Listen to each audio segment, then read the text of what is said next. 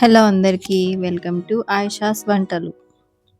ఇవాల్టి వీడియోలో బియ్యం అప్పడాలు ఎండతో పని లేకుండా, బియ్యం పట్టించే పని లేకుండా చాలా ఈజీగా ఇంకా చాలా తొందరగా ఇంట్లోనే ఎలా చేసుకోవచ్చో చూపిస్తాను.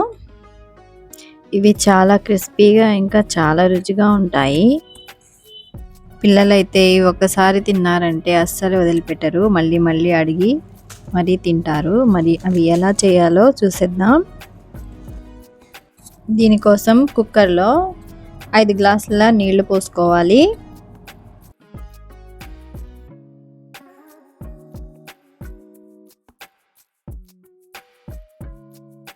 తర్వాత రుచికి సరిపడా ఉప్పు, కొంచెం వంట సోడా వేసుకుని మూత పెట్టి వేడి అవ్వనివ్వాలి.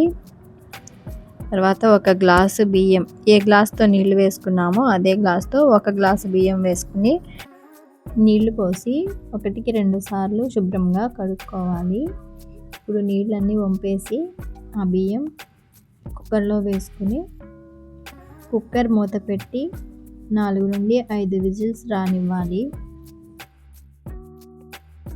ఇప్పుడు మంటను ఆపేసి ప్రెషర్ మొత్తం పోయిన తర్వాత మళ్ళీ మంటను ఆన్ చేసి 2 నిమిషాల పాటు ఇలా మ్యాష్ చేసుకోవాలి. తర్వాత దీనిలోకి 1 టేబుల్ స్పూన్ జీలకర్ర, 1 టేబుల్ స్పూన్ చిల్లీ ఫ్లేక్స్, కొంచెం కొత్తిమీర వేసుకోవాలి. మీరు చిల్లీ ఫ్లేక్స్కి బదులు పచ్చిమిరపకాయలైనా పేస్ట్ చేసి వేసుకోవచ్చు. దీన్ని 1-2 నిమిషాల పాటు ఇలా కలుపుకుంటూ ఉడికించుకోవాలి. ఇప్పుడు మంటను ఆపేసి దీన్ని కొంచెం చల్లారనివ్వాలి. కొంచెం చల్లారిన తర్వాత ఇలా 1 స్పూన్తో కవర్ మీద వేసుకోవాలి. మీరు కవర్కి కొంచెం ఆయిల్ అయినా అప్లై చేయొచ్చు. ఇలా వేసి పైనుంచి మరో కవర్ పెట్టి ఏదైనా ప్లేట్తో ఇలా ఒత్తితే ఇవి స్ప్రెడ్ అవుతాయి.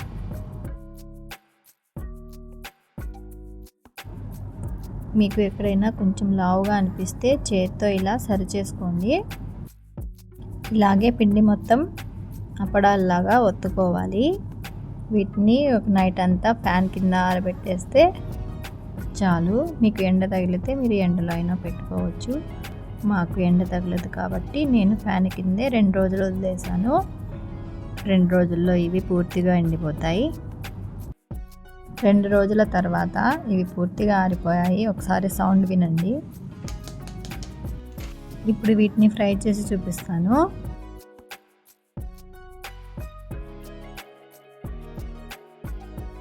చూసారా ఎలా పొంగుతున్నాయో? టేస్ట్ అయితే చాలా బాగుంటాయి. మరి మీకు కూడా నచ్చాయా? అయితే ట్రై చేసేయండి. అవి ఎలా వచ్చాయో, వాటి టేస్ట్ ఎలా ఉందో నాకు కామెంట్స్లో చెప్పండి. ఈ వీడియో మీకు నచ్చినట్లయితే ఒక చిన్న లైక్ చేయండి. మీ ఫ్రెండ్స్ అండ్ ఫ్యామిలీస్కి షేర్ చేయండి. ఇలాంటి మరిన్ని మంచి రెసిపీస్ కోసం మన ఛానల్ని సబ్స్క్రైబ్ చేసుకోండి. Thanks for watching. Bye bye.